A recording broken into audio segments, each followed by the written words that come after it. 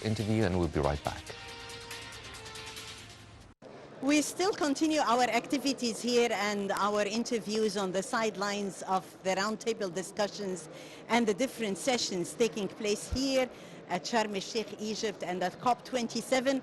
On the sidelines, we're really very much delighted and honored to have with us Professor Dr. Celeste Saluo, who is the head of the Weather Service Argentina.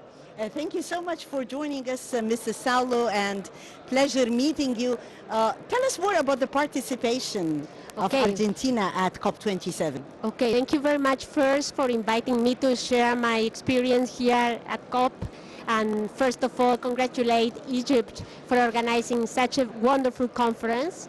And as Argentina, I'm part of the delegation of my country as the director of the Weather Service.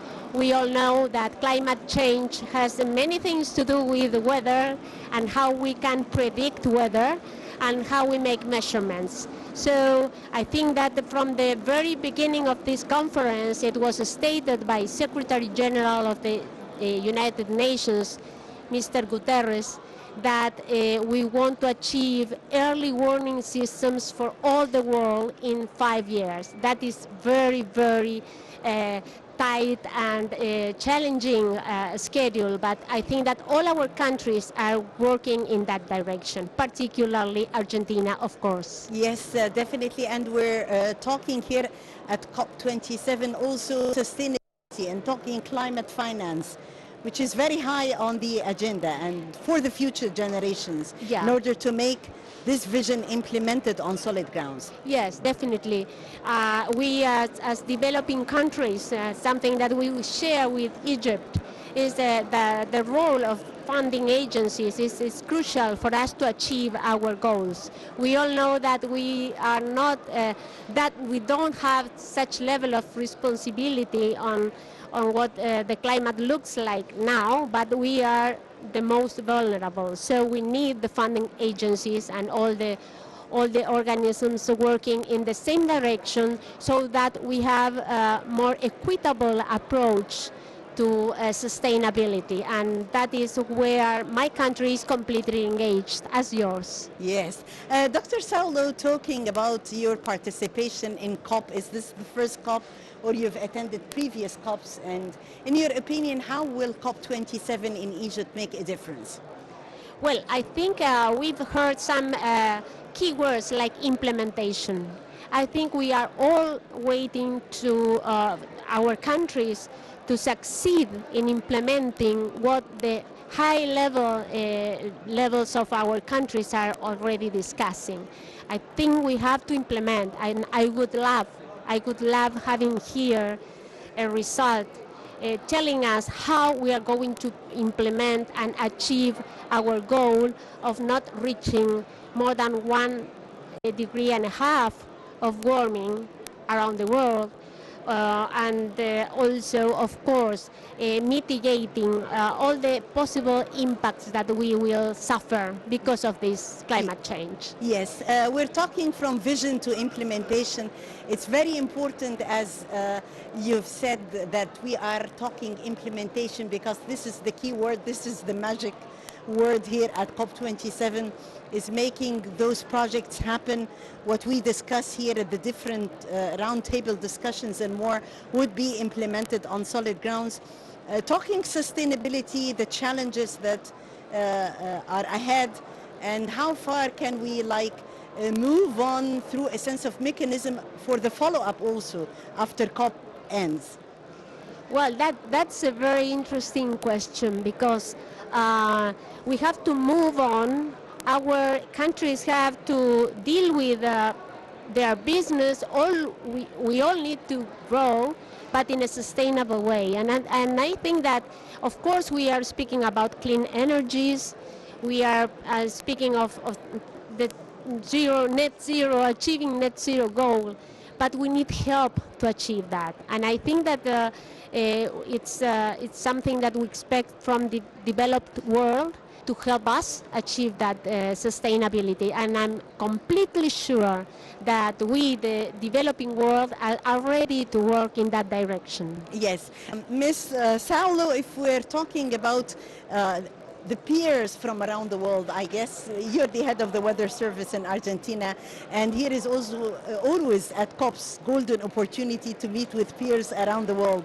What were the main key points of discussion Well, in your our main meetings? points of discussion are this challenging objective of having all the world covered by early warning systems.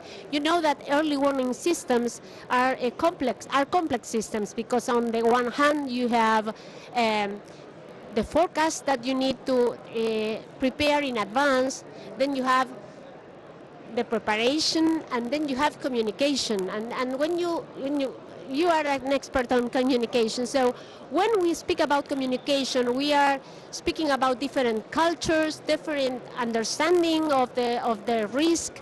So risk understanding is crucial as it is providing a good weather service, a good forecasting system, a good early warning, so that you can take effective action in advance. So that's what we are concerned about. The weather services around the world are very engaged in this initiative, because we have to provide better forecasts, but we need to communicate so that these better forecasts actually are effective for decision making. Yes, and from vision to implementation, this is definitely our motto here at COP27, and this is what we are working on.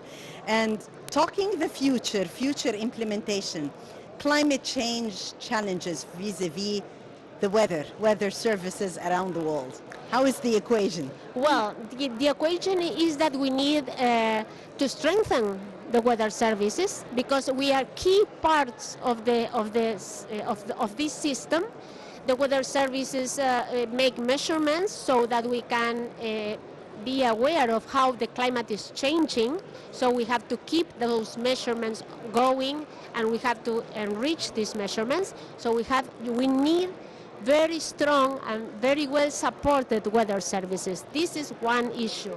And as I've said before, the early warning system. So we need infrastructure, shared infrastructure around the world, so that we can prepare with better forecasts, but then tailor this forecast into the very sensitive issues that each country has. It's not the same, let's say, a hazard for Egypt as it could be a hazard for Argentina, for example. Yes. The weather is completely different. So yeah. we have to work in a different direction, but working together. And this is something very unique of the World Meteorological Organization, the organization of United Nations that gather all the weather services and all the hydrological services, so that we can speak a common language and share good practices and share data and information. Yes, and maybe this is the mission actually here and the vision for COP, that with this sense of togetherness, we work together for implementation for the coming generations. The youth are also hands-on. You've talked to us about communication, which is a key word here, because if you communicate well concerning the hazards of climate change, definitely this was going to have an impact. Definitely, I agree with you, and this is our duty for the benefit of the future generations. I thank you very much, Professor Celeste Saluo, the head of the Weather Service at Argentina. It has been an honor and pleasure having you, adding value to our show here from Sharm el-Sheikh at COP27. Thank you very much. Thank you. And thank you, dear viewers, for joining us. And as you can see, we have guests of honor on the channel from around the world attending COP27, all talking about this sense of togetherness, talking from vision to implementation, and talking, of course, what is happening here is history making, because we are working for tomorrow and for the future generations. Stay tuned for more coming up on Nile TV.